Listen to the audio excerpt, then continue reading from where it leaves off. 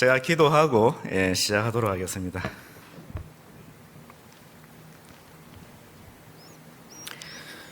사랑과 은혜가 충만하신 하나님 아버지 참으로 감사드립니다. 저희 영혼을 구원해 주시고 또 이 시간까지 저희 믿음을 교회 안에서 지켜주신 것 참으로 감사드립니다. 주님 오시는 그날까지 좌로나우로 치우치지 아니하고 오직 말씀을 좇아서 살아갈 수 있도록 주님께서 도와주시고 함께해 주시옵소서. 세계적인 전염병으로 인해 많은 사람들이 고통을 받고 있는 줄 알고 있습니다. 주님, 참으로 심령이 가난한 자들 그리고 진리를 찾는 자들 저희들에게 붙여주셔서 담대하게 지혜롭게 그 복음을 전할 수 있도록 주님께서 도와주시고 함께해 주시옵소서.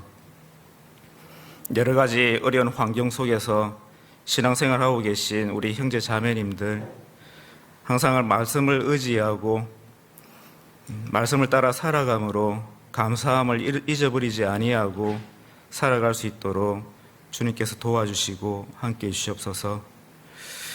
행여나 믿음의 시험 가운데 있는 우리 형제 자매님들 있다면 열매 없는 어두움의 일에 참여치 아니하고 성령을 좇아 육신의 소욕을 이기며 살아갈 수 있도록 주님께서 도와주시옵소서. 오늘 또 저희들 말씀 앞에 모였습니다. 전해지는 그 말씀을 통해 지혜를 주시고 또 위로와 힘을 주시고 또 저희가 한 주간 살아가면서 책망받을 일이 있다면 말씀으로 책망받고 또 회개하는 시간이 될 수 있도록 주님께서 도와주시고 함께해 주시옵소서. 구미회를 담임하고 계신 우리 박정빈 목사님 그리고 함께 도우고 계시는 우리 박진영 전도사님 그리고 함께 하시는 모든 형제 자매님들 사랑으로 하나 되어서 복음을 힘있게 전하실 수 있도록 도와주시고 이 지역에 하나님을 찾는 사람들을 또 붙여주시옵기를 원합니다. 그래서 날마다 구원받는 수가 더할 수 있도록 주님께서 도와주시고 함께해 주시옵소서. 우리 성도님들 각자의 마음속에 가진 소망을 주님께서 아시오매 지체치 않고 하루속히 성취될 수 있도록 도와주셔서 저희들에게 은혜와 힘이 되고 또 주님 홀로 영광 받으시기를 간절히 원합니다. 오늘 이 한 시간 또 말씀으로 교제를 하려 합니다. 끝나는 시간까지 주님 함께해 주시옵소서. 우리를 죄 가운데 구원해 주신 예수 그리스도의 이름으로 감사하며 기도드렸습니다. 아멘. 베드로전서 1장을 보시겠습니다.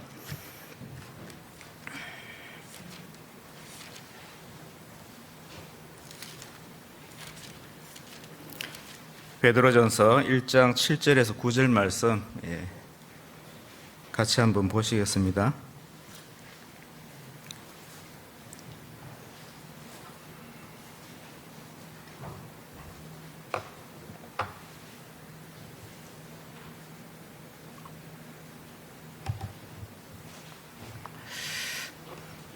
베드로전서 1장 7절에서 9절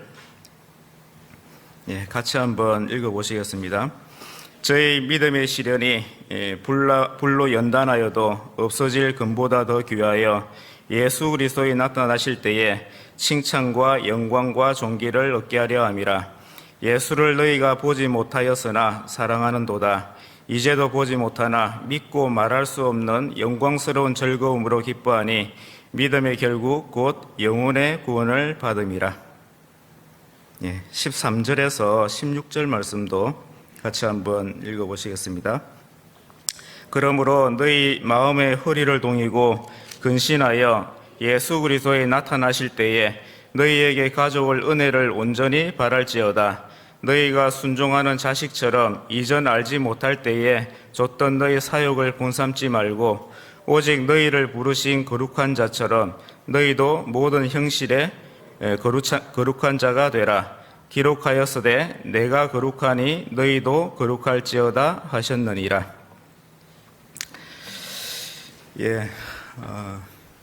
대부분은 함께 신앙생활했던 형제 자매님들이라 잘 아실 텐데요. 또 이렇게 구미교회 와 보니까 새로이 구원받고 함께 신앙생활하고 계시는 우리 형제 자매님들 계신 것 같습니다. 사도 바울도 믿음 안에 거하는 것보다 더 기쁜 일이 없다라고 성도들에게 그런 얘기를 했는데요. 또 모르시는 분이 계실 것 같아서 잠시 제 소개 좀 하고, 그리고 저희 멕시코 이스칼리 교회 잠시 소개하고요. 말씀을 함께 상고해 보도록 하겠습니다. 저는 2001년도에 이 형곡동에 교회가 있을 때 그때 말씀을 듣고 구원을 받았습니다. 그 이후에 2016년도에 전도인으로 부름을 받고 광주교회에서 한 2년 정도 교제를 하다가 2018년도에 10월이었죠. 2018년 10월에 멕시코 이스칼리로 선교 지원을 해서 지금까지 교제를 하고 있습니다. 구미교회는 사실 저에게는 어머니 같은 그런 교회고요. 이곳에서 주님이 주시는 희노애락을 우리 성도님들과 함께 경험을 했던 것 같습니다. 가끔 멕시코에 있으면 구미교회에서 신앙생활 했던 그런 생각들이 가끔 나게 됩니다. 선교를 가보니까 멕시코는 아직까지 이제 시작하는 교회라서 특히나 제가 담당하고 있는 이스칼리 교회는 이제 시작하는 교회입니다. 그래서 신앙들이 많이 어리고 좀 연약한 그런 모습들을 많이 보게 됩니다. 그 전에 한국에서 신앙생활했던 신앙생활 하면서 누렸던 많은 은혜가 있었는데 참 반성이 된 것은 그 은혜로 알지 못하고 감사치 못하고 보냈던 많은 시간들이 주님께 참 죄송한 생각이 들었었습니다. 주위에 함께했던 형제 자매님들 먼저 구원을 받고 믿음이 훌륭한 우리 형제 자매님들 통해서 참 많은 것을 내가 한국에서 배웠었구나라는 그런 생각을 하게 되었습니다. 제 멕시코 교회는요, 이스칼리 교회는 2016년도에 포항에서 말씀을 전하시던 문기현 목사님께서 처음에 선교를 들어오셨습니다. 처음에 2013년도에 한 가정이 구원을 받고 신앙생활을 하기 시작했는데 수가 한 10여 명 이상 좀 불어나서 포항교회에서 문기현 목사님께서 오셨어요. 그래서 한 1년 조금 넘게 이스칼리 지역에서 복음을 전하시다가 건강상의 이유로 한국에 들어가시게 되었습니다. 그래서 그 이후에 한 1년 가까이 이스칼리 교회에 선교사가 없었고요. 제가 2018년 1월에 단기로 이스칼리 교회에서 6개월간 함께 교제를 했었습니다. 교제하는 가운데 주님께서 선교에 대한 마음을 주셨고요. 그래서 당해 10월에 가족들과 함께 이스칼리로 함께 가게 되었습니다. 처음에 2018년도죠. 2018년도에 갔을 때 한 15명 정도가 함께 모여 교제를 했는데 지금은 현재 한 43명 정도가 모여서 교제를 하고 있고요. 주일날 출석하는 인원은 한 34명 정도 되는 것 같습니다. 코로나 기간에 여러 가지 이제 믿음의 시험을 받아서 교제에 나오지 못하는 분이 한 10여 명 정도 되는 것 같습니다. 그래서 또 돌아가면 또 그분들 신앙을 세워야 될 것 같고요. 아직까지는 참 연약한 교회입니다. 교회를 이렇게 형제 자매님들 이제 구원받은 지가 길면 한 3년, 4년 정도 되고요. 최근에 구원받으신 분이 많습니다. 특히나 코로나 기간에 하나님께서 도와주셔서 많은 분들이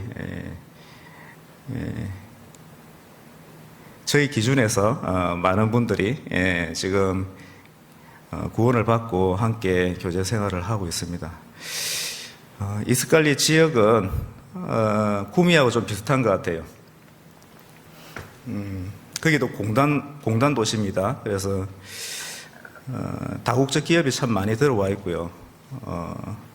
미국의 포드 자동차라든지 펩시콜라 뭐 이런 큰 대형 공장들이 이스칼리 지역에 많이 들어와 있습니다. 그리고 북쪽에 큰 도시를 가기 위해서는 반드시 이스칼리를 거쳐서 가야 됩니다. 그래서 아주 큰 트럭들이 많이 다니고요. 인구는 한 55만 명 정도 되는 것 같습니다. 구미가 한 40만 명 넘죠. 그죠? 제가 갈 때, 구미를 떠날 때 한 40만 명 좀 넘었던 걸로 알고 있는데요. 하여간 구미하고 좀 비슷한 것 같아요. 이스칼리가. 어쨌든, 연약하지만, 우리 형제 자매님들과 함께, 지금 계속 복음을 전하고 있고요. 멕시코도 하루 확진자가 10,000명 이상 공식적인 통계만 그렇게 나오고 있기 때문에 교회에 모여서 교제를 지금은 못하고 있는 상황이고요. 그래서 영상으로 말씀을 듣고 있습니다. 근데 오늘 많이 모이셨네요. 예. 저희 교회 소개는 이 정도로 하고요. 생각나실 때마다 저희 이스칼리 교회를 위해서 지금까지 기도해 주셨지만 좀 더 기도해 주시면 더 힘있게 복음을 전할 수 있을 것 같습니다. 오늘은 두 가지 은혜라는 주제로 좀 말씀을 드릴까 합니다. 헬라어로 은혜를 카리스라고 그러죠. 그죠? 은혜의 뜻이 받을 자격이 없는 사람이 값없이 받는 선물을 은혜라고 합니다. 스페인어로 은혜와 감사가 같은 말이에요. 스페인어로 은혜가 그라시아라는 말이고요. 감사가 그라시아스라는 말입니다. 은혜의 복수형이 감사란 말입니다. 그래서 참 성경적이다라는 생각이 들더라고요. 정말 신앙생활 가운데 하나님께 하나님 주시는 은혜를 경험해야지 생활 속에서 감사함이 넘치는 것 같아요. 어떠한 환경이 있다 하더라도 내가 몸이 아프건 경제적인 어려움이 있건 아니면 인간관계에서 여러 가지 갈등을 겪고 있건 정말 주님이 주시는 은혜가 내 삶 속에 있다 그러면 주님께 감사함이 넘칠 것 같아요. 그래서 참 스페인어를 배우면서 참 이거 성경적이다라는 그런 생각이 들었습니다. 사실 구원받을 때부터 하나님의 은혜로 구원을 받잖아요, 그죠?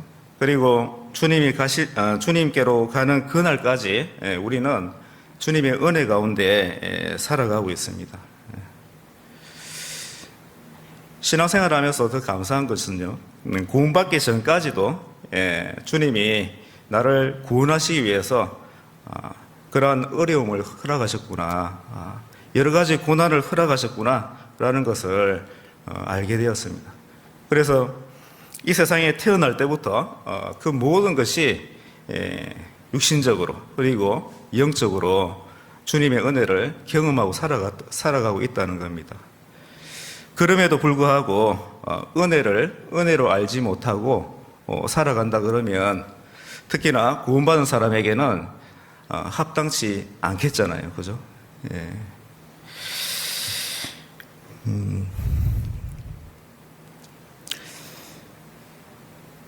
한국에서는 참, 교회당 오니까 완전히 바뀌었더라고요. 너무 쾌적한 환경에서 신앙생활을 하고 있는 것 같습니다. 그런데 대부분의 선교지가 좀 가난한 나라 같은 경우는 참 교회당 얻기도 그래 쉽지는 않은 것 같아요. 저희 교회당도 이제 문이 없습니다. 그래서 그냥 천으로 이렇게 입구를 가려서 그렇게 말씀을 전하고 있습니다. 샤터라 그러죠. 샤터를 올렸다가 내렸다가 해야 되는 그런 공간인데 참 감사한 것은 그럼에도 불구하고 그런 외형적인 모습임에도 불구하고 하나님을 찾는 사람들이 있다는 거예요. 정말 심령이 가난한 사람들이 많다는 겁니다. 교회 모습을 보면 꼭 고린도 교회 같다 라는 그런 생각을 하게 되는데 하나님이 고린도의 사도 바울을 복음을 전하게 할 때 사도 바울이 그런 말씀하셨잖아요.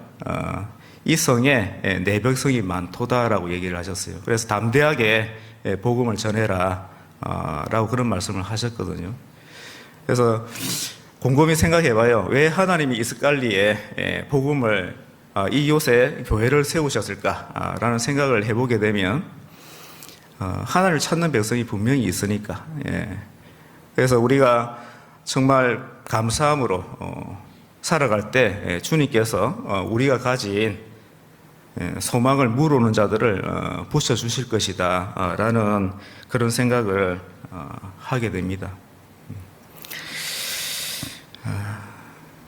우리가 태어날 때도 대표적인 삶 속에서 경험하는 은혜가 부모님이 자식에게 베푸는 은혜잖아요. 낳아주시는 은혜가 있고 그리고 길러주시는 은혜가 있습니다. 우리가 성장해가는 과정 속에서 하나님이 우리를 돌봐주시는 은혜가 있다는 겁니다. 우리가 은혜를 받기 위해서는 누군가의 희생이 필요한 겁니다. 그죠? 아마 생각을 해보면 하나님께서 우리의 영혼을 위해서 지금까지도 희생을 하고 계시는 겁니다. 성경에 보면 은혜가 처음 등장하는 구절이 나옵니다. 혹시 아십니까? 창세기 6장에 나오죠. 그죠? 여기는 잡아두시고 창세기 6장 8절을 보시겠습니다.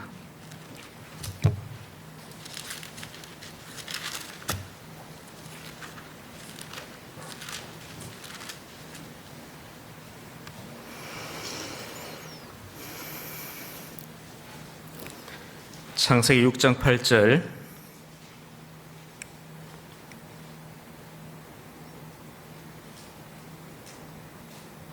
같이 읽어보시겠습니다. 그러나 노아는 여호와께 은혜를 입었더라. 은혜라는 단어가 처음 등장하는 구절입니다. 이 말씀이 무슨 뜻일까요? 노아는 여호와께 은혜를 입었더라. 노아는 아시다시피 아담의 10대 손입니다. 즉 우리와 같이 아담께 물려받은 죄성을 가지고 태어났다는 거예요. 죄인이잖아요. 그죠? 그럼에도 불구하고 홍수 심판에서 구원을 받았습니다. 왜 구원을 받았을까요? 자기의 의로운 행위가 아닌 믿음으로 구원을 받은 겁니다. 그죠? 우리가 본문 말씀에서 우리 본문 말씀에 읽었던 것처럼 믿음의 결국 곧 영혼의 구원을 받음이라. 홍수 심판에서 구원을 받았다는 것은 우리 영혼 구원의 그림자라고 할 수가 있습니다. 그러면 노아가 가진 믿음이 무엇이었을까요? 노아가 가진 믿음이 노아가 홍수 심판 이후에 방주에 내려서 행했던 그 행동에서 나타났잖아요. 그죠?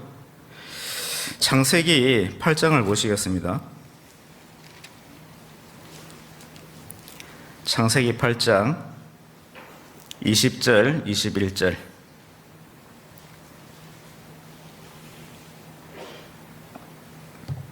창세기 8장 20절, 21절 같이 한번 읽어보시겠습니다. 노아가 여호와를 위하여 단을 쌓고 모든 정결한 짐승 중에서와 모든 정결한 새 중에서 취하여 번제로 단을 드렸더니 여호와께서 그 향기를 음향하시고, 거기까지 읽어보겠습니다. 노아가 방주에 내려서 한 행동은 하나님께 번제를 드린 겁니다. 번제는 번제물을 완전히 태워서 하나님께 드리는 거잖아요. 완전한 헌신을 의미합니다. 그죠? 이 번제물은 예수님을 의미하지 않습니까? 그죠? 그래서 이 번제는 주님께서 십자가에서 단번에 드린 그 제사를 의미하고 있습니다. 레위기 4장에 나오는 모든 제사는 예수 그리스도를 의미합니다. 아브라함도 이삭을 번제로 바쳤잖아요. 그죠? 그래서 구약의 제사는 예수 그리스도가 드릴 제사의 그림자라는 겁니다. 구약의 모든 인물, 그리고 사건, 그리고 모든 율법은 예수 그리스도의 그림자라는 겁니다.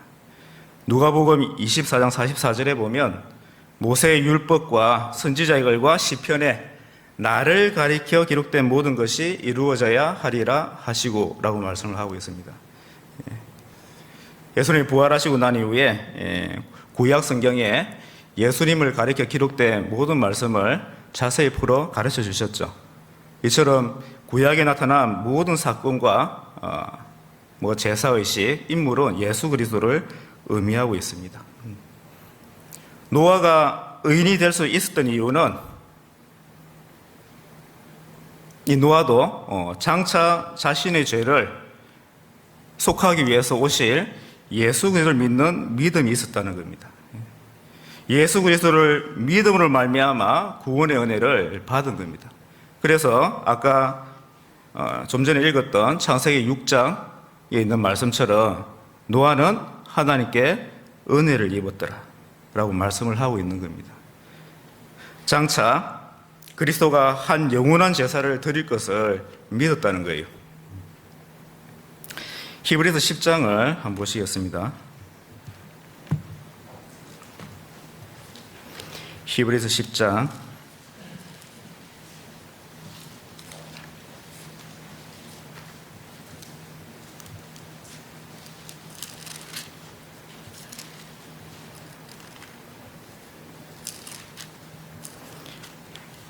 10장 12절 같이 한번 읽어보시겠습니다.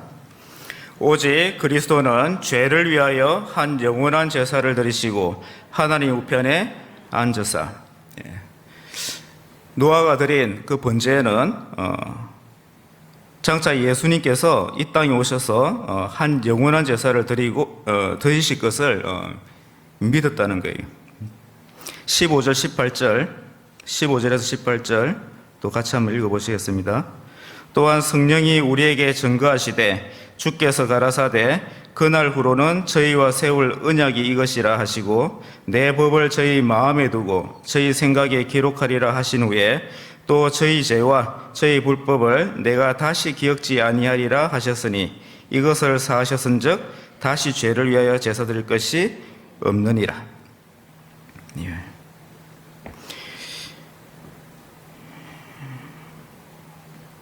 여기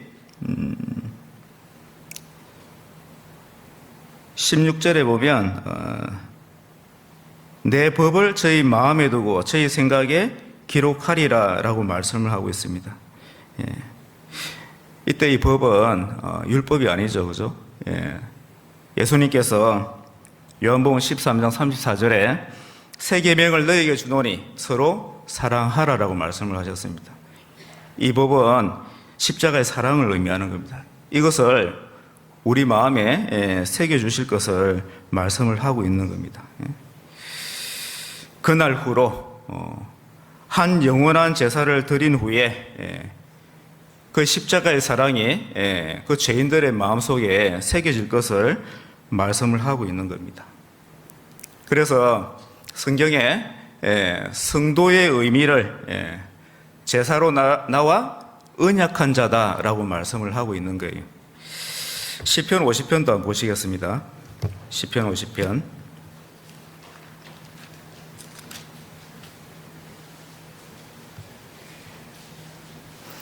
시편 50편 5절.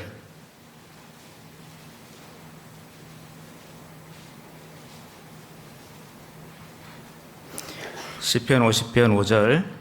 같이 한번 읽어보시겠습니다.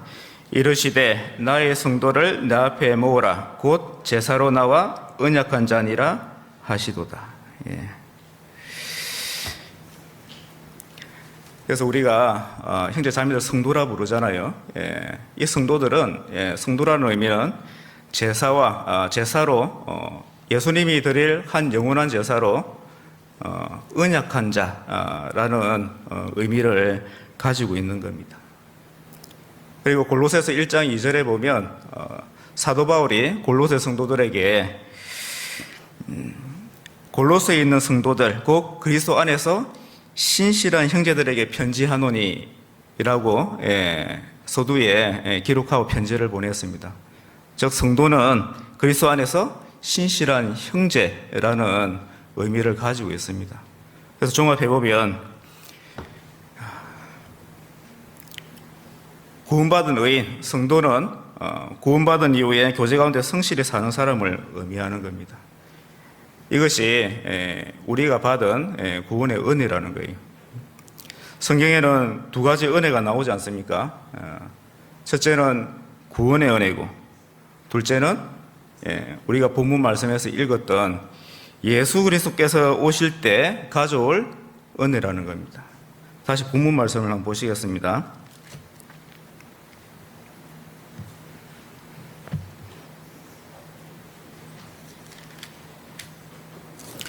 베드로전서 1장 8절.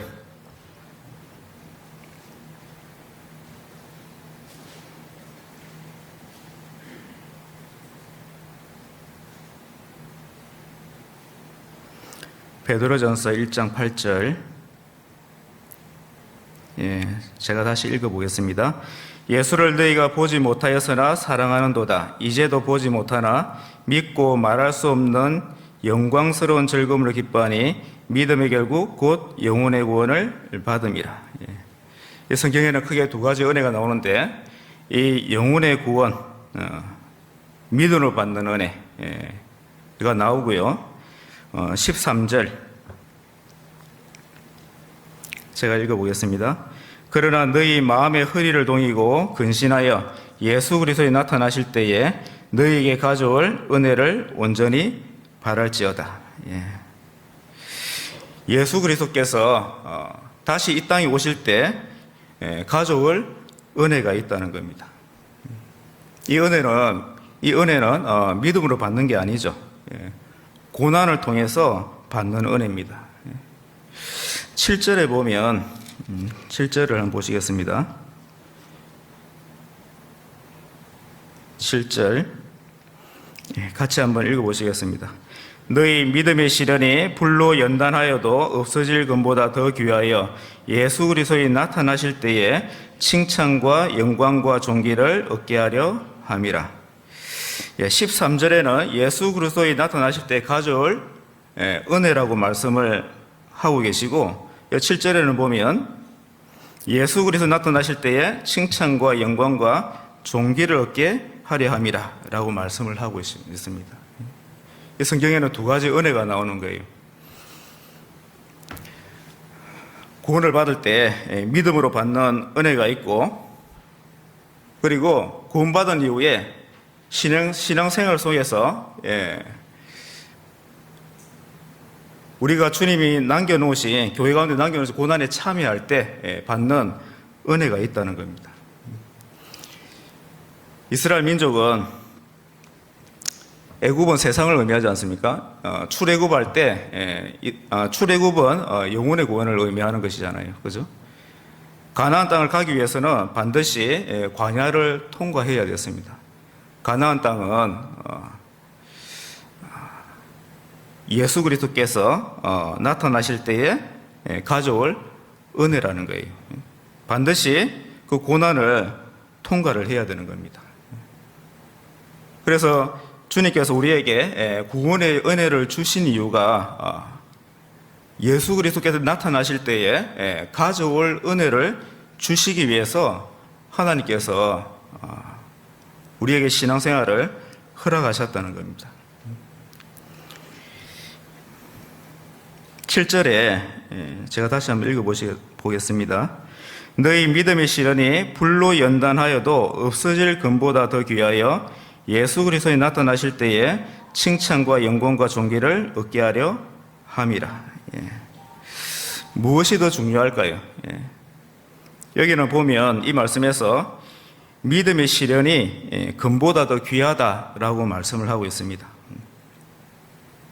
세상에서는 금과 은을 통해서 칭찬과 영광과 존귀를 얻잖아요, 그죠?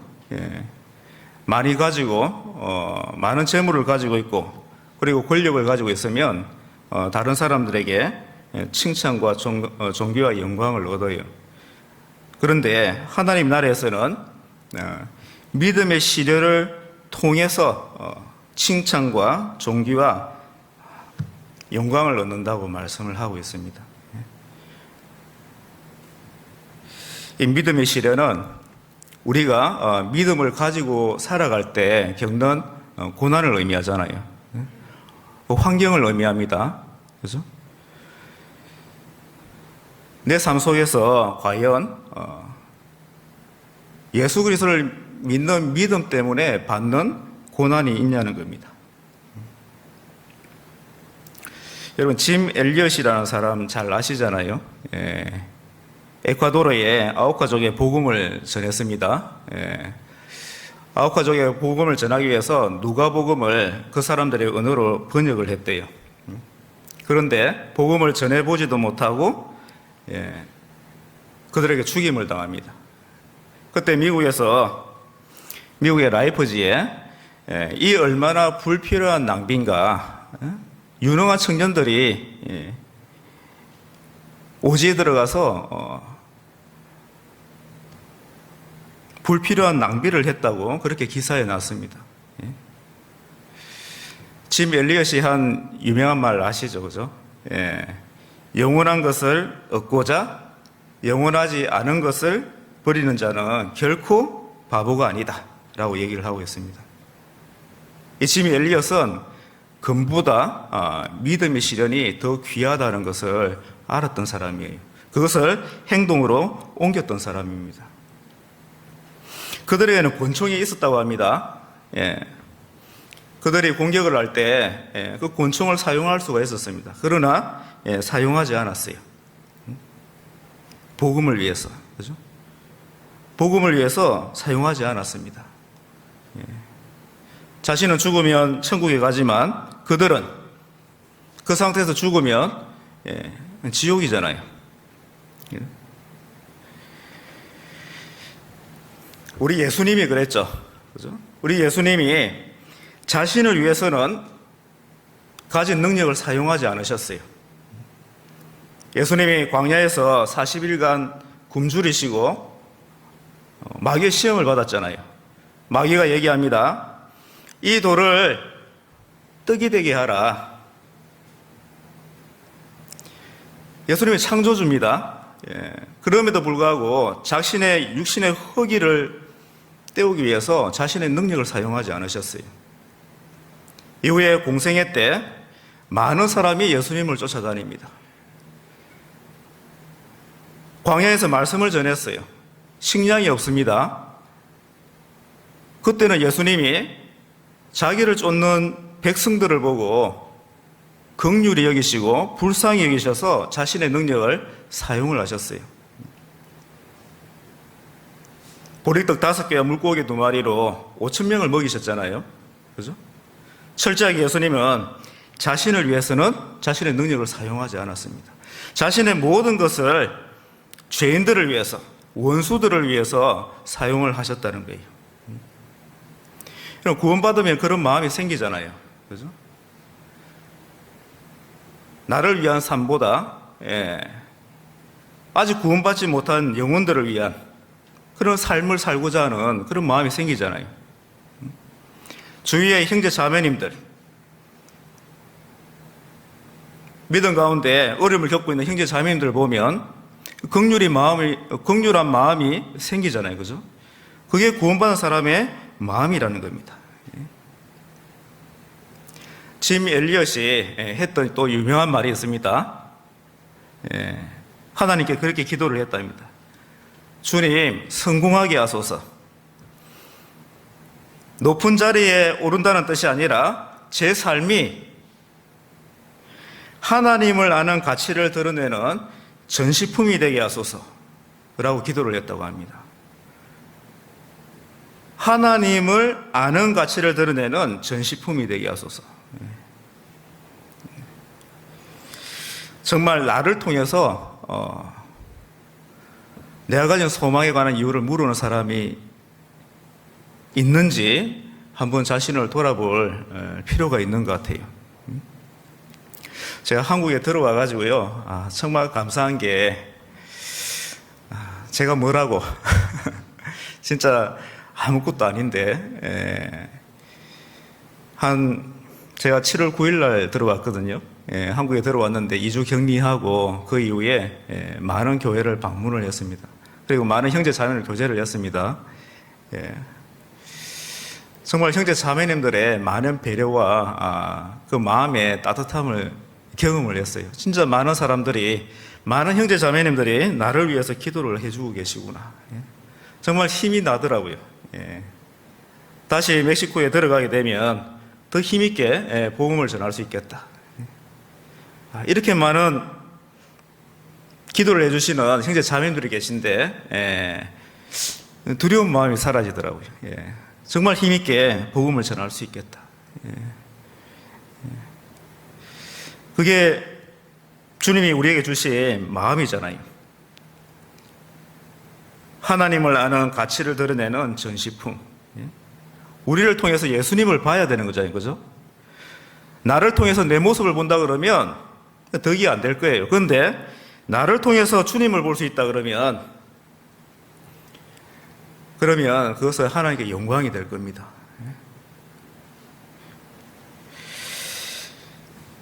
하나님을 아는 가치, 말씀에 순종하며 겪는 고난을 통해서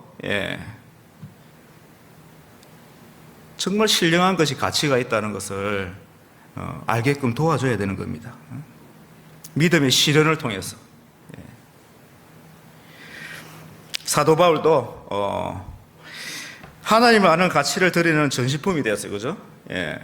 예수 그리스도를 알기 위해서 모든 것을 해로 여겼다. 내가 배설물로 여겼다. 스페인어 성경에는 이 배설물이 바수라, 그러니까 쓰레기로 나와요. 쓰레기는 버리는 거잖아요. 그죠? 육신에 가진 모든 것, 심지어 자신의 건강조차도 쓰레기로 여겼다라고 얘기를 하고 있습니다. 예수 그리스도를 알기 위해서. 저희 교회에 올해 구원받은 할머니 한 분이 계셔요. 근데 그 할머니는 제가 상담 집회를 했는데요, 가정에서. 집회를 하러 갔을 때 일어나지를 못하셨어요. 그래서 침대에서 말씀을 들었습니다.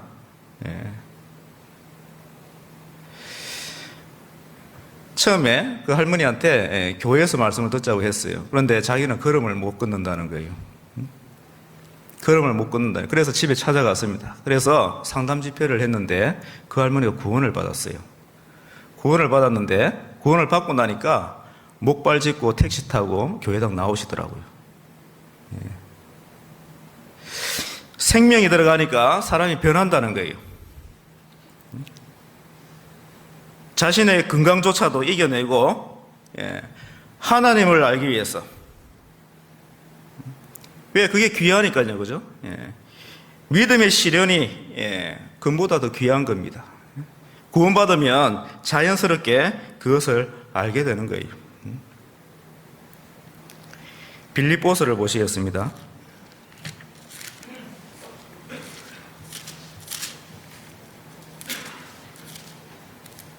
빌립보서 3장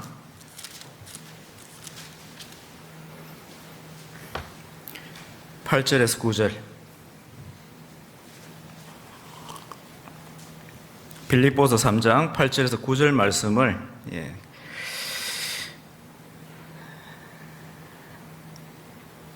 같이 한번 읽어보시겠습니다.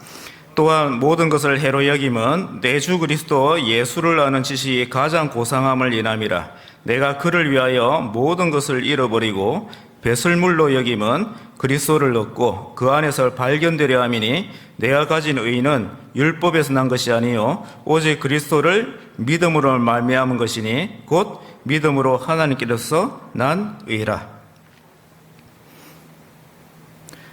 모든 것을 해로 여김은 내 주 그리스도 예수를 아는 지식이 가장 고상함이라. 모든 것을 잃어버리고 배설물로 여겼다라고 말씀하고 있습니다.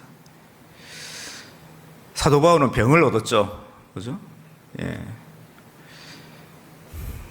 다메섹에 구원받은 사람들, 그리스도인들 핍박하게 잡아서 가두고 죽이기 위해서 이 다메섹으로 가는 길에 구원을 받게 됩니다. 그때 하나님의 영광을 봤잖아요.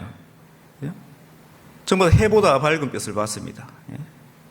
하나님 보고 살 자가 없는데 그 하나님의 영광을 드러내는 빛을 봤습니다. 그래서 사도 바울이 눈에 병이 있었다, 안질이 있었을 것이다. 갈라디아 성도들에게 너희가 할 수만 있다 그러면 눈이라도 뺏어 줬을 것이다 라고 얘기를 하고 있잖아요. 그래서 거의 모든 성경을 대피를 시켰습니다. 눈이 안 좋았던 것 같아요.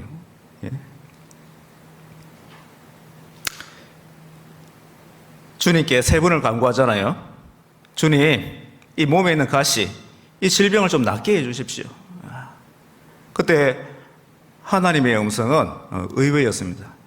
내 은혜가 내게 족하도다. 내 은혜가 내게 족하도다. 사도 바울은 포행자였고 핍박자였습니다. 많은 성도들을 죽였습니다. 그죠? 스데반을 죽이는데 가편 투표를 했고,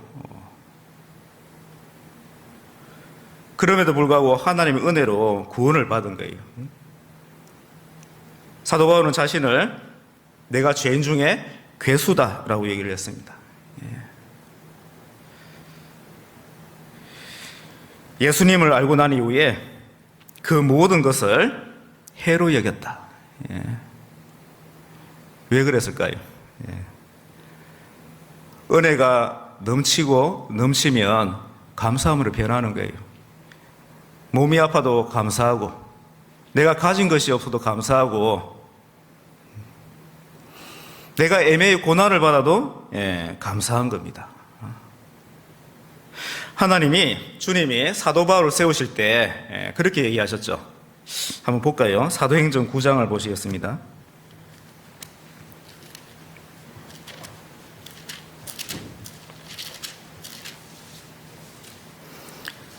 사도행전 9장 13절에서 16절 말씀.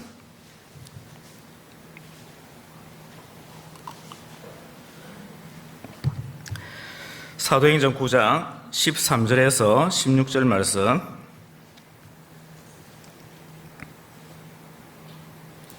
제가 한번 읽어보겠습니다. 아나니아가 대답하되 주여 이 사람에 대하여 내가 여러 사람에게 더 싸운즉 그가 예루살렘에서 주의 성도에게 적지 않은 해를 끼쳤다 하더니 여기서도 주의 이름을 부르는 모든 자를 결박할 권세를 대제사장들에게 받았나이다 하거늘 주께서 가라사대 가라 이 사람은 내 이름을 이방인과 임금들과 이스라엘 자손들 앞에 전하기 위하여 택한 나의 그릇이라. 16절은 같이 읽어보시겠습니다. 그가 내 이름을 위하여 해를 얼마나 받아야 할 것을 내가 그에게 보이리라 하시니. 세상 사람들이 예수님 믿으면 복 받는다 얘기를 합니다. 그죠? 그런데 사도 바울이 예수님 믿어서 육신적으로 복 받은 건 없잖아요. 이 사도 바울은 이방인들을 위해서 택한 나의 그릇이다라고 말씀을 하고 있습니다. 그래서 그에게 내 이름을 위하여 해를 얼마나 받아야 할 것을 내가 그에게 보이리라. 구원받지 못한 사람들이 믿는 예수님이라면 이 구절이 이렇게 되어 있으면 안 되겠잖아요. 내 이름을 위하여 보고를 얼마나 받아야 할 것을 내가 그에게 보이리라. 이렇게 적혀 있어야 되는데 해를 얼마나 받아야 할 것을 내가 그에게 보이리라 라고 말씀을 하고 있습니다. 사도 바울은 정말 복음을 인해서 많은 고난을 받았어요. 죽었다가도 살아났잖아요. 그죠? 루스드라에서 복음을 전할 때 돌에 맞아 죽었습니다. 근데 살아나서 다시 그 성에 들어가서 형제들의 신앙을 세우고 그리고 다시 복음을 전했어요.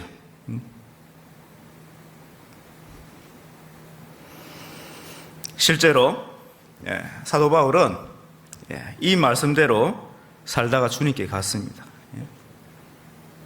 골로새서 1장 24절에 보면 내가 이제 너희를 위하여 받는 괴로움을 기뻐하고 그리스도의 남은 고난을 그의 몸된 교회를 위하여 내 몸에 채우노라라고 말씀하고 있습니다. 여러분, 신앙생활은 고난이 있다는 거예요. 믿음의 시련이 있다는 겁니다. 디모데후서 2장도 보시겠습니다. 디모데후서 2장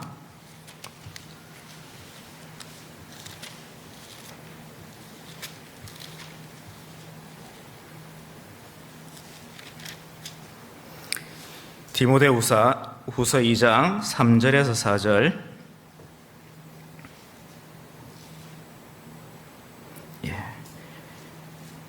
같이 한번 읽어보시겠습니다. 내가 그리스도 예수의 좋은 군사로 나와 함께 고난을 받을지 군사로 다니는 자는 자기 생활에 얽매이는 자가 하나도 없나니 이런 군사로 모집한 자를 기쁘게 하려 함이라. 우리는 그리스도 예수의 군사로 부르심을 받은 자들입니다. 그죠? 왜 부르심을 받았을까요? 나를 기쁘게 하기 위해서. 내 가족, 물론 필요합니다. 그런데 먼저는 군사로 모집한 자를 기쁘게 하려 함이라라고 말씀하고 있습니다.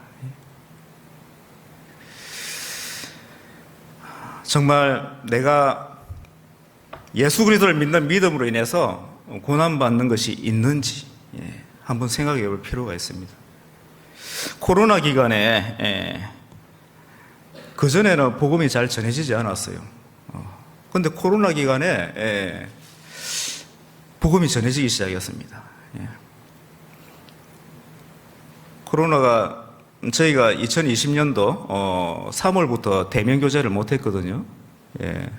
3월부터 9월까지 한 6개월간을 대면교제를 못했습니다. 한국은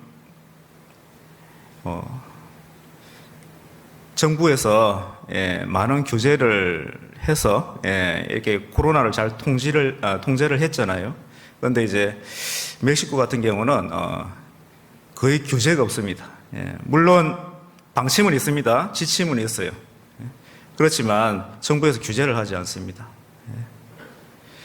하루 벌어서 하루 먹고 사는 그런 사람들이기 때문에 생업을 하지 못하면 먹고 살지를 못하는 거예요.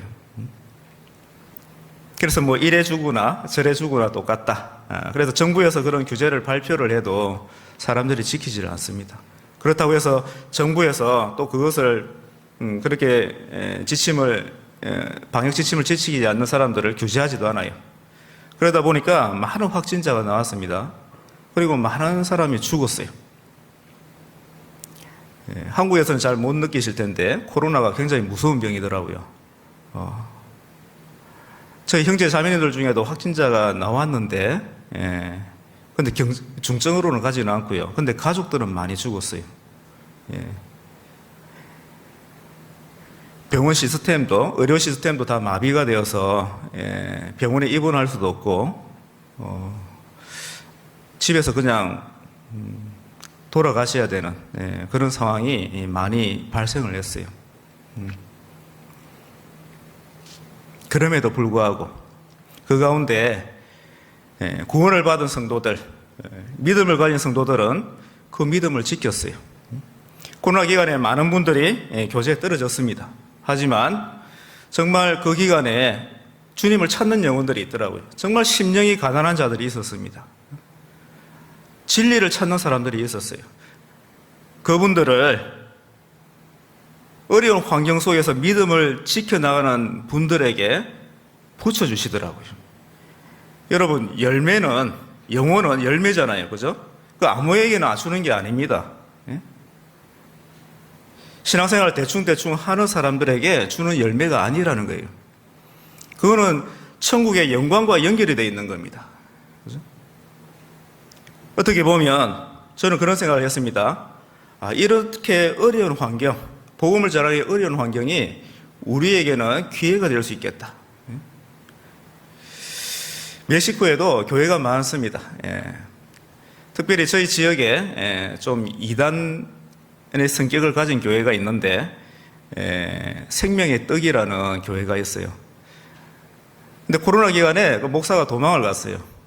왜 도망을 갔을까요? 사라졌습니다. 성도들이 모임을 못하니까 돈벌이가 안 되는 겁니다. 그래서 돈 벌려고 다른 데로 간 것 같아요. 근데 거기에 많은 사람들이 모였는데 그 중에 종교성이 있는 사람들이 있잖아요. 그죠?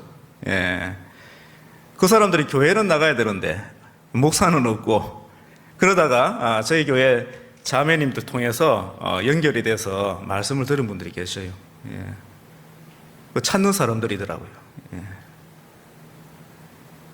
코로나가 아니었으면 그분들 구원받을 수 있었을까 생각을 해보면 아니잖아요. 그죠? 계속 아마 그 교회에서 잘못된 믿음을 가지고 신앙생활을 하고 있었을 거예요. 하지만 코로나로 인해 가지고 그분들이 구원의 은혜, 하나님의 은혜를 받은 겁니다. 그리고 그 기간에 정말 어려운 가운데 신앙을 지켰던 자매님들, 그분들 통해서 하나님 역사하시더라고요. 하나님 시험하시잖아요. 그죠? 테스트가 아니라 우리 믿음을 연단하기 위해서 하나님 시험하십니다. 어떤 상황을 주셔요. 그리고 어떻게 행하는지 하나님은 알고자 하십니다. 그때 그 자매님들 믿음을 지켰을 때 그분들을 통해 가지고 남편이 구원을 받고, 그리고 직장 동료가 구원을 받는 그런 역사가 나타나더라고요. 여러분, 어려운 환경은 하나님이 주시는 기회인 겁니다. 물론 성경에는 두 종류의 고난이 나옵니다. 첫 번째 고난은 죄로 인해 하나님이 주시는 매가 있죠. 그죠? 징계라는 겁니다. 내가 죄를 지어서 하나님께 받는 고난이 있어요. 하지만 히브리서 12장에 보면 이러한 고난도 우리에게 유익이 된다. 왜요? 거룩하심에 참여케 하고 의의 평강한 열매를 맺게 한다라고 말씀하고 있습니다. 그런데 중요한 것은 무엇입니까? 죄를 지어서 고난받는 그 삶 속에는 주님 만났을 때 칭찬이 없다는 거예요. 베드로전서를 보시겠습니다. 베드로전서 2장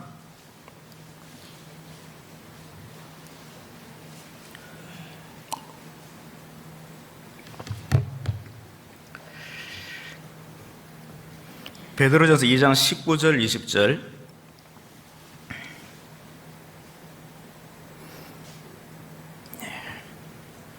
같이 한번 읽어보시겠습니다.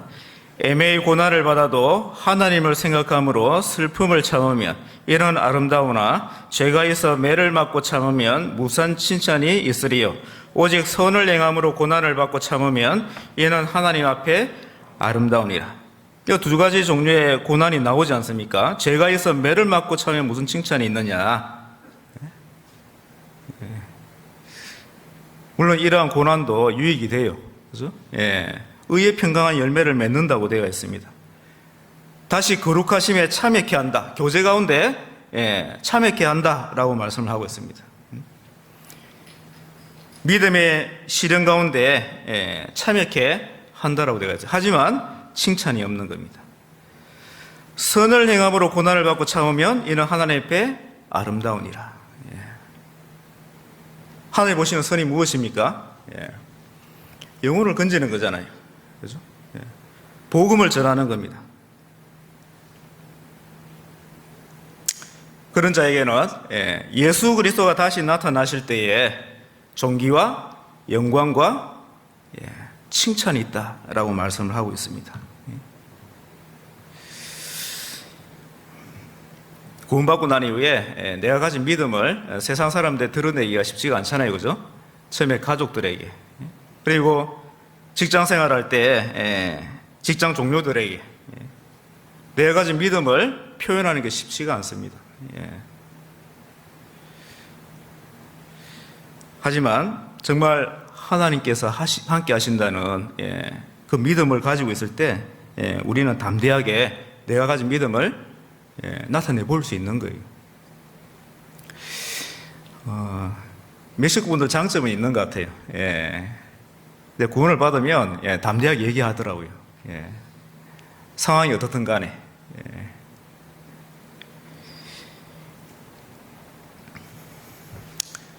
정말 신앙생활 가운데 내가 주님의 이름으로 인해서 고난받는 게 있는지 한번 살펴봐야 되는 겁니다.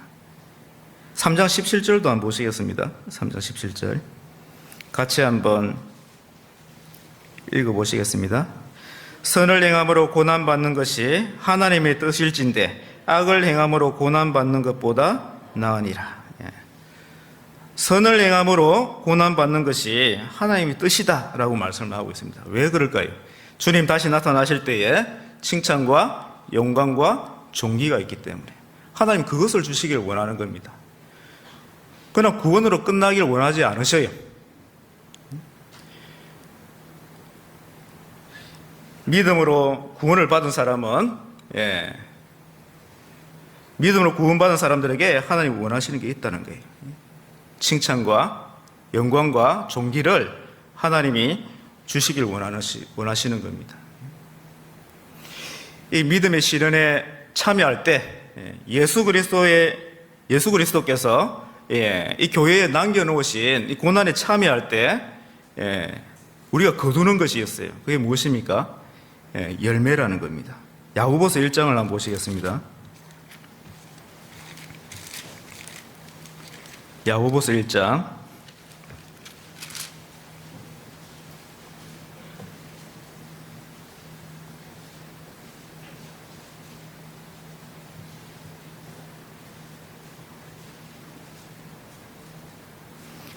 야고보서 1장 3절 4절 같이 한번 읽어보시겠습니다. 이는 너희 믿음의 시련이 인내를 만들어내는 줄 너희가 알미라. 인내를 온전히 이루라. 이는 너희로 온전하고 구비하여 조금도 부족함이 없게 하려 함이라. 믿음의 시련은 환경입니다. 그죠? 인내는 뭡니까? 열매라는 거예요. 내가 믿음을 나타나 보였을 때 여러 가지 고난을 겪을 수 있는데 그런데 그 열매는 열매라는 거예요. 인내는 성령의 열매잖아요. 그죠? 이 내 속에 없는 겁니다. 성령의 열매는 내가 가진 것이 아니에요. 예수님의 인품입니다. 갈라디아서 5장에 보면 성령의 9가지 열매가 나오잖아요. 그건 내가 가진 것이 아닙니다. 씨앗이 일정한 환경이 되었을 때 싹이 나고 자라서 열매를 맺듯이 인내라는 성령의 열매를 거두기 위해서는 그 열매를 거두기 위한 환경이 필요하다는 거예요.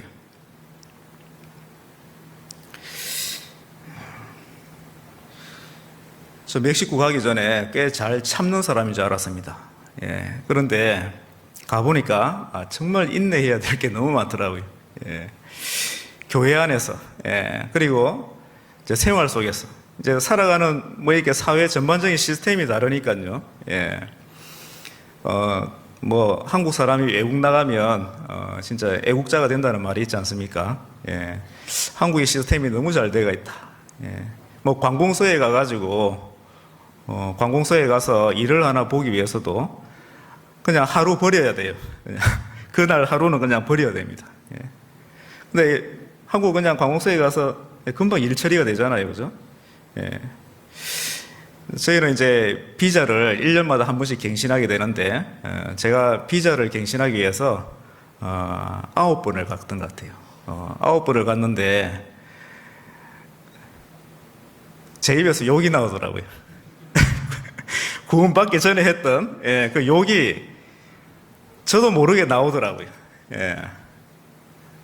너무 화가 나가지고 거기 공무원들, 야, 진짜 한국 사람들 너무 일 잘한다.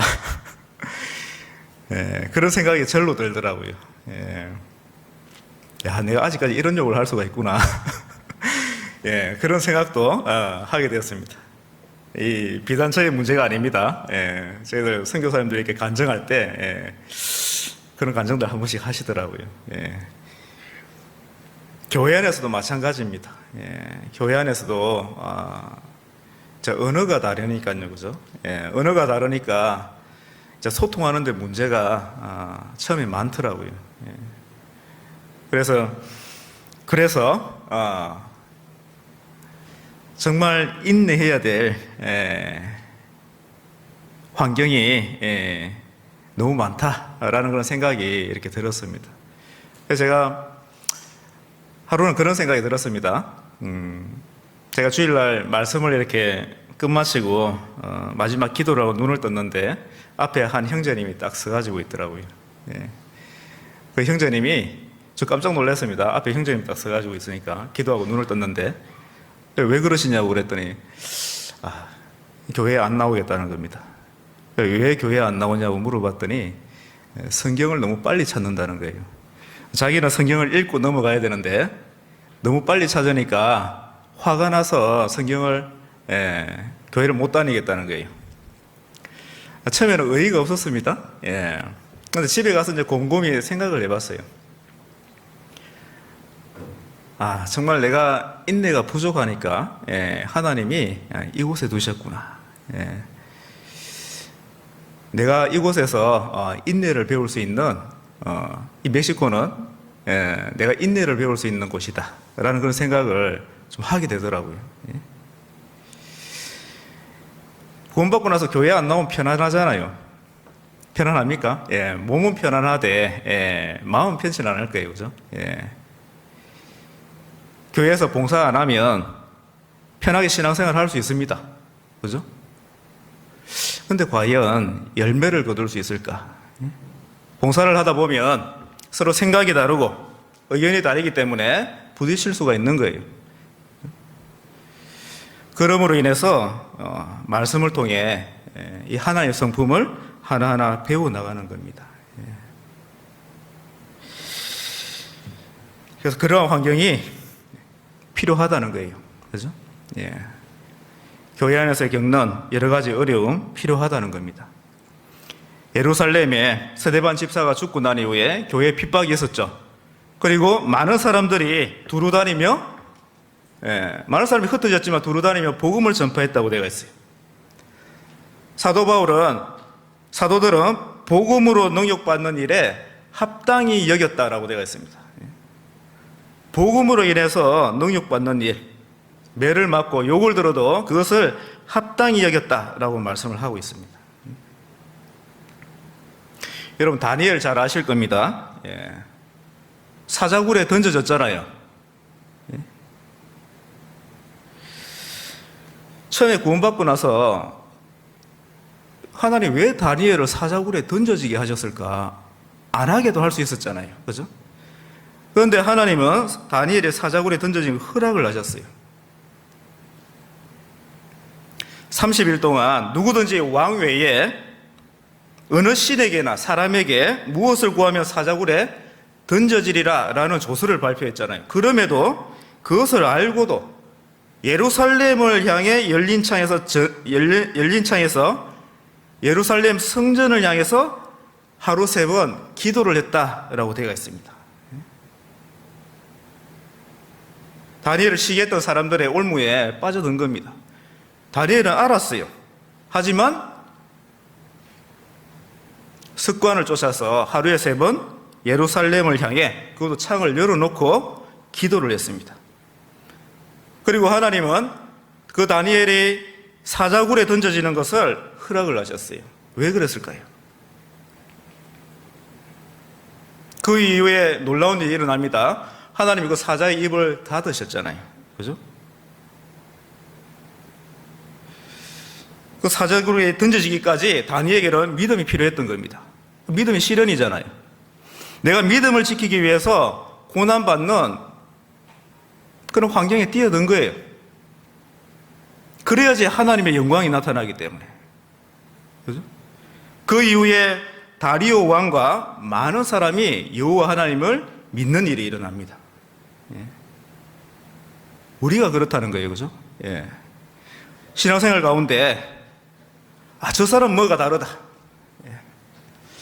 분명히 어려운데 근데 항상 미소를 띠고 있고 항상 감사함이 넘치고 말과 행동에서 뭔가 다르다. 그러므로 인해서 내가 가진 소망에 관한 이유를 물어오는 사람들이 있다는 거예요. 사람이 늘 행복한 건 아니잖아요. 그죠? 예. 때로는 어려울 때가 있습니다. 예? 그러면 그분에게 가서 당신은 왜 그렇게 늘 행복합니까? 예?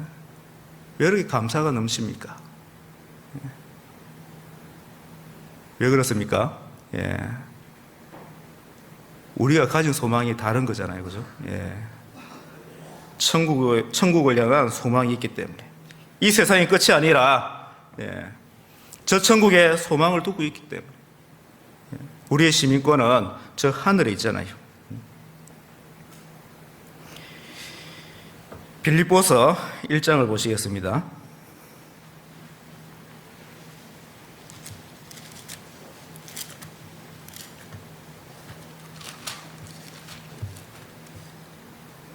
빌립보서 1장 29절. 빌립보서 1장 29절 같이 한번 읽어보시겠습니다. 그리스도를 위하여 너희에게 은혜를 주신 것은 다만 그를 믿을 뿐 아니라 또한 그를 위하여 고난도 받게 하심이라. 우리에게 은혜를 주신 것은 그를 믿을 뿐 아니라, 예, 믿음으로 받는 은혜죠. 그죠? 이 구원의 은혜입니다. 예. 우리가 믿을 때 얻는 구원을 의미하잖아요. 그리고 또한 그를 위하여 고난도 받게 하려 함이라.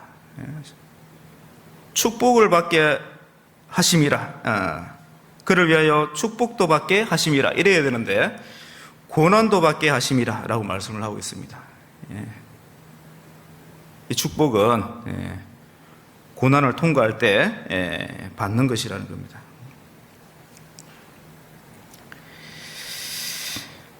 노아가 하나님께 은혜를 입었잖아요. 그죠? 근데 그 믿음이 삶으로 나타났습니다. 어떻게 나타났습니까?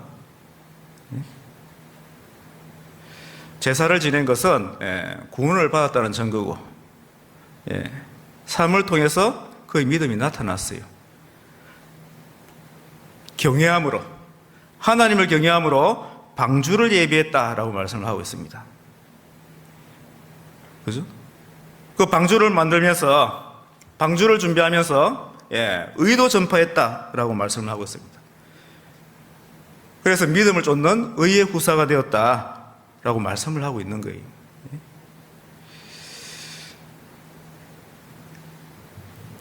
구원을 받고 홍수 심판이 있었습니다. 그죠? 믿음의 시련 가운데 있었어요. 경외함으로 방주를 예비하는 그 오랜 시간 가운데 여러 가지 어려움이 있었을 거예요. 성경에는 자세히 나오진 않지만 그 당시에 비가 안 왔잖아요. 그런데 축구장만한 배를 짓는데 어떤 정상적인 대접을 받지는 않았을 것 같아요. 분명히 어려움이 있었을 겁니다. 하지만 그 열매는 무엇이었습니까? 그 물심판에서 가족을 구원했잖아요. 그죠? 그 믿음을 지키고 하나님이 말씀하신 그 말씀을 순종했을 때, 그 믿음을 지켰을 때 가족을 구원하는 역사가 나타났습니다. 노아도 예수 그리스도 다시 오실 때 가져올 그 은혜를 바랬던 겁니다. 정말 중요한 것은 우리는 은혜를 받은 사람들입니다. 그죠? 그래서 성경에는 구원받은 성도를 은혜를 맡은 청직이다라고 말씀을 하고 있습니다. 베드로전서 4장을 보시겠습니다.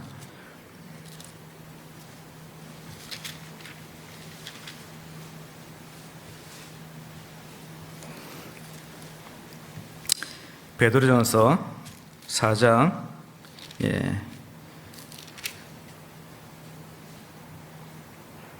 10절을 같이 읽어보시겠습니다. 각각 은사를 받은 대로 하나님의 각양 은혜를 맡은 선한 청지기 같이 서로 봉사하라. 구원받은 성도를 하나님의 각양 은혜를 맡은 선한 청지기라고 말씀을 하고 있습니다. 우리는 은혜를 받은 사람이에요.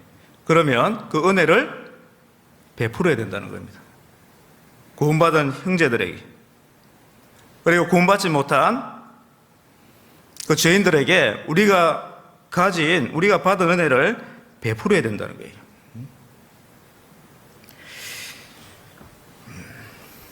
종으로서의 삶을 살아야 됩니다. 청지기는 종이잖아요. 그죠? 성경에서 예수님을 주와 그리스도 되게 하셨다라고 말씀하고 있습니다.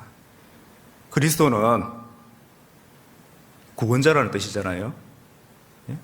구원해 주신 분이고 또 주인이 되게 하셨다.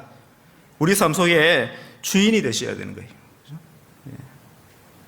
하나의 집, 이 교회를 맡은 선한 청지기로서의 삶을 살아가야 되는 겁니다. 이 은혜를 베푸는 삶을 살아야 되는 겁니다. 코로나 기간에요, 저희 멕시코 교회도 한국의 형제 자매님들의 도움을 참 많이 받은 것 같습니다. 물론 많이 기도해 주셨지만, 그리고 또 물질적으로도 많은 도움을 주셨어요. 그래서 뭐 코로나 기간에 이렇게 직장을 잃으신 분들이 계셨는데, 그분들에게 식료품을 사서 매주 방문을 해서 이렇게 드렸습니다. 한국교회에서 몇 차에 걸쳐가지고 해외에 헌금을 보내주셨잖아요. 참 많은 도움이 됐어요. 그 형제들님들, 형제 자매님들 참 감사해라 하시더라고요. 그 한국의 형제 자매님들 보지도 못했는데 교제를 나누지도 못했지만 그 어려움을 알고 도와주셨을 때 참 감사하게 생각을 하셨습니다.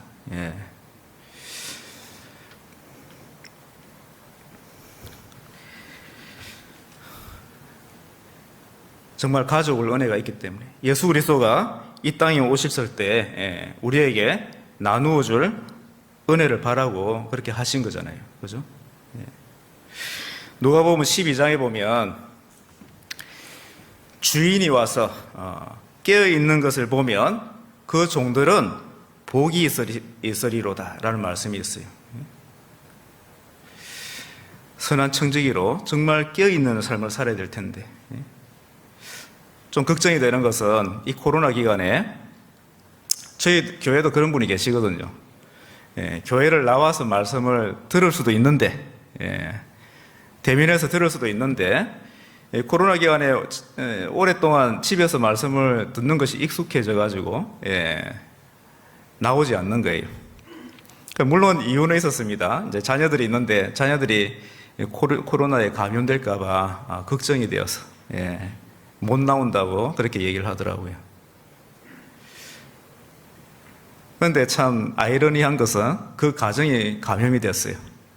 제가 들어오기 전에 며칠 전에 그 가정이 감염이 되었어요. 저희 교회에 나오시는 분 중에는 감염된 분이 없는데 그래서 저한테 연락이 왔더라고요.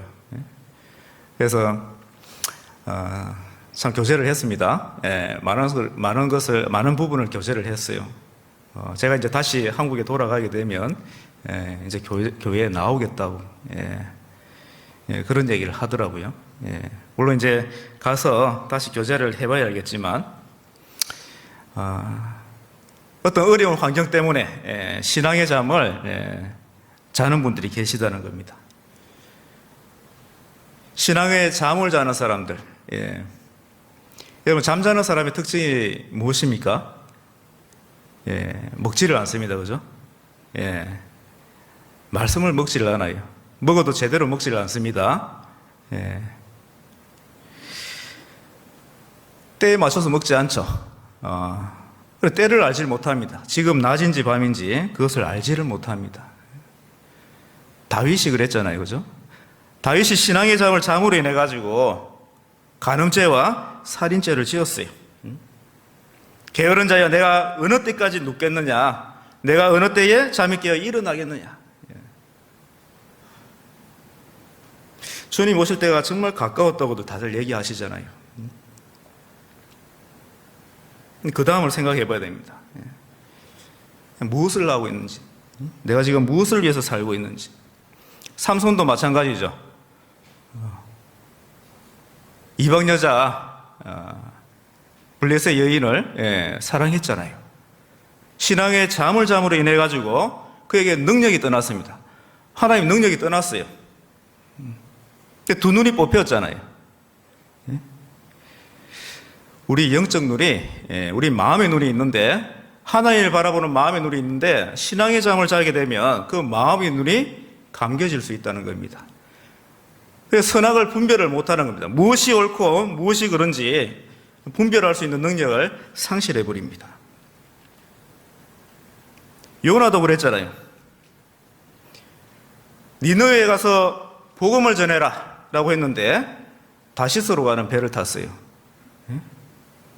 자기 생각과 틀렸거든요. 하나님의 생각과 자신의 생각이 달랐습니다. 불순종했습니다. 그죠? 그때 선장이 요나에게 얘기를 하죠.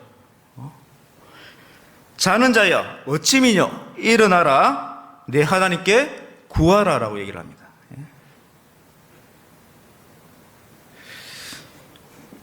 배 밑층에 내려가가지고 아주 깊이 잠이 들었습니다. 요나가.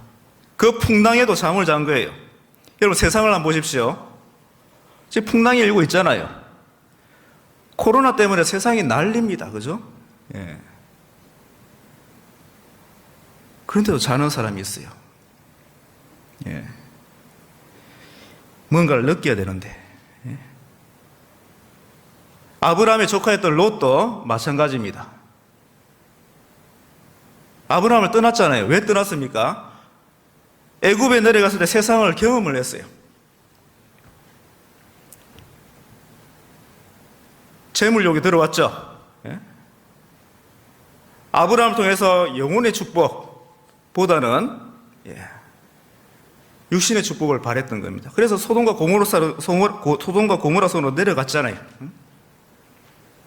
그래도 의인이었기 때문에 소돔과 고모라성을 멸할 때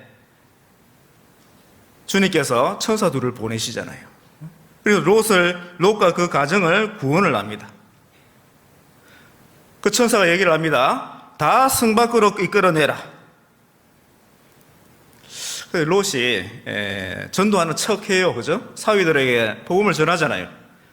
소돔과 고모라 성이 곧 불과 유황으로 심판을 받으니 함께 나가자 그럽니다. 그런데 사위들은 전부 다 롯의 말을 농담으로 얘기했습니다. 그리고 롯은 빨리 나가야 되는데, 빨리 가족을 데리고 나가야 되는데 계속 지체하는 모습을 보입니다. 그 천사들이 얘기합니다. 롯을 재촉하여 가로되 일어나 아내와 두 딸을 이끌어내라. 곧 하나님의 심판이 임하니 이끌어내라라고 얘기를 합니다. 근데 롯이 어떻게 합니까? 롯이 지체하네. 왜 그랬을까요? 신앙의 잠을 자고 있었던 거예요. 그죠? 소돔과 고모라 성에 들어가서 그 소돔성에 있던 사람들의 그 불법한 행실을 보고 들음으로 그 의로운 심령이 상했다라고 되어 있습니다. 여러분, 내 마음은 내가 무엇을 보느냐, 무엇을 듣느냐에 따라 가지고 마음밭이 달라집니다. 그죠? 구원받은 사람도 길가와 같은 마음을 가질 수가 있어요. 돌밭과 같은 마음을 가질 수가 있습니다.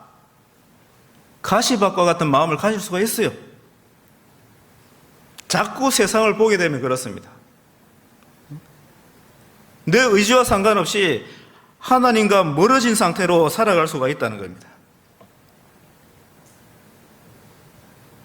롯과 같이 불 가운데 얻는 구원을 얻을 수도 있다는 거예요. 예수 그리스도가 다시 나타나실 때에 존귀와 칭찬과 영광을 얻어야 되는데 오히려 책망을 얻을 수가 있다는 거예요. 이스라엘 사람들의 죄가 무엇이었습니까? 우상숭배였나요? 네, 우상숭배 맞습니다. 그보다 더 큰 죄가 있었어요. 호세아서를 보시겠습니다. 호세아서 11장.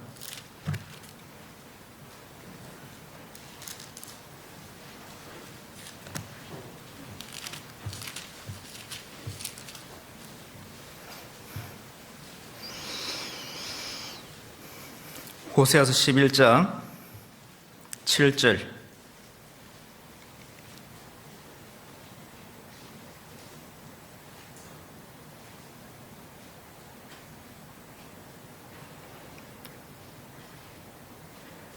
같이 한번 읽어보시겠습니다.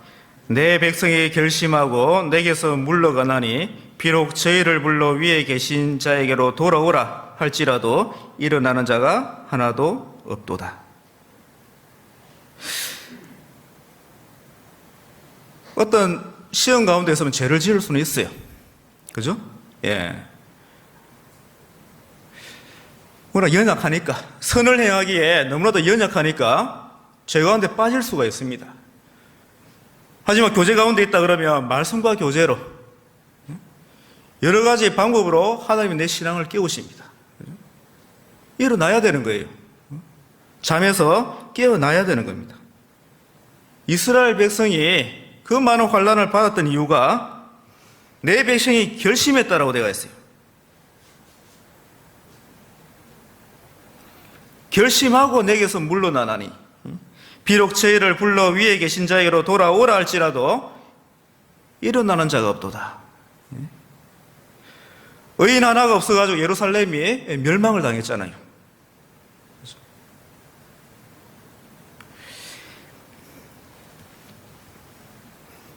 정말 말씀을 통해서 돌이켜야 되는 겁니다. 내가 혹시나 신앙의 잠을 자고 있다 그러면 말씀을 통해서 돌이켜야 되는 거예요. 우리는 하나님의 은혜를 맡은 선한 청직입니다. 그죠? 성경에는 보면 하나님의 은혜를 받았음에도 불구하고 그것을 저버리는 사람들 참 많이 나와요. 그죠? 그 열왕기서를 읽어보면 참 그런 왕들이 많았습니다. 그 요아스라는 왕이 있었잖아요. 7세 때 왕이 됩니다. 그의 고모부 제사장이었던 여호야다에 의해서 목숨도 건지게 되고 나중에 7세에 왕이 돼요.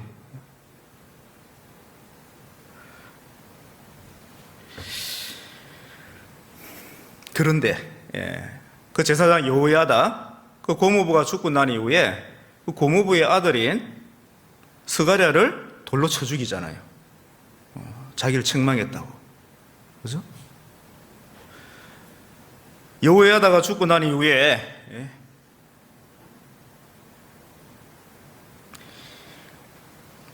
하나님을 섬기는 삶을 살지를 못합니다. 그래서 그 스가랴, 여호야다의 아들인 스가랴가 그 요아스 왕을 책망을 하잖아요. 그런데 그 은혜를 저버렸습니다. 그 스가랴를 죽이기까지 했어요. 히스기야도 마찬가지죠. 히스기야 왕도 많은 은혜를 받았어요. 아시리아와의 전투에서 믿음으로 승리를 하게 됩니다. 하나님 도움에 의해서. 그래 병이 들잖아요.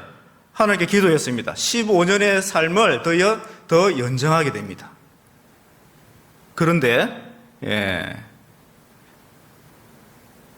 마음이 교만해져 가지고 그 하나님의 은혜를 잊어버렸어요.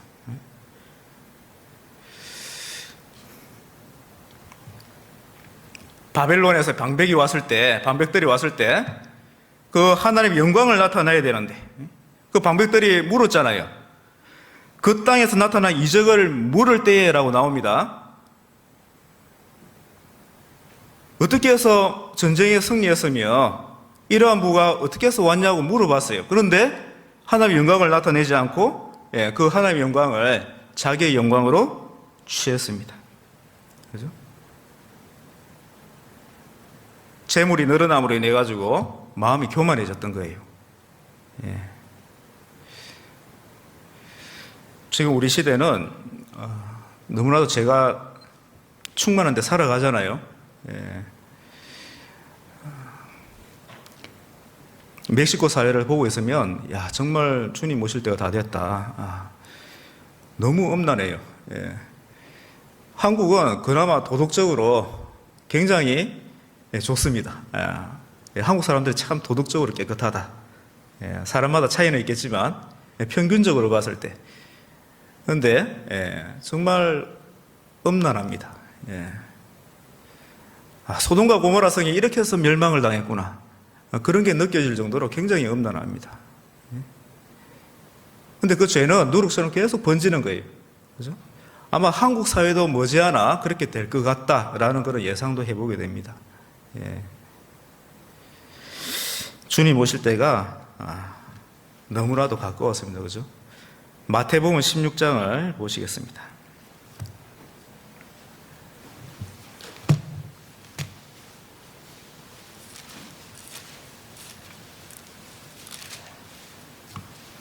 (16장) 27절.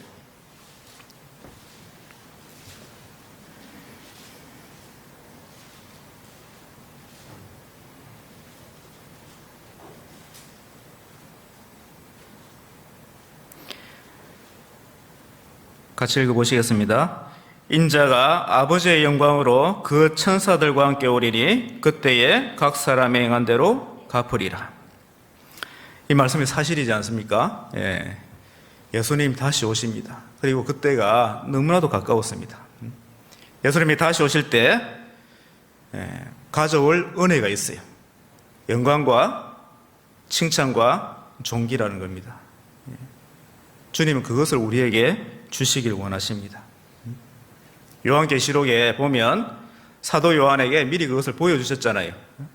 땅의 왕들이 자기 영광을 가지고 그리로 들어오느니라. 요한에게 그것을 미리 보여주셨습니다. 우리는 그 성경을 통해 그것을 알고 있습니다. 그죠? 정말 그것을 마음에 새겼다 그러면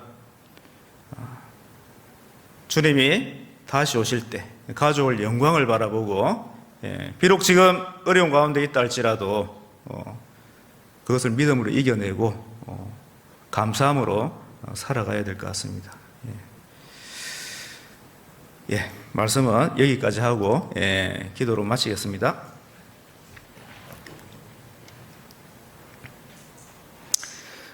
사랑의 주님, 참으로 감사드립니다. 오늘 이 한 시간 또 주님의 말씀으로 저희들 교제를 나누었습니다. 들은 말씀이 마음에 새겨지고 또 삶 가운데 나타날 수 있도록 도와주셔서 저희를 통해서 구원받는 역사가 날마다 나타날 수 있도록 주님 도와주시옵소서. 우리 형제 자매님들 비록 어려운 가운데 있을지라도 주님이 주신 그 소망을 굳게 잡고 그 모든 것을 이겨낼 수 있도록 함께 해주시옵기를 원합니다.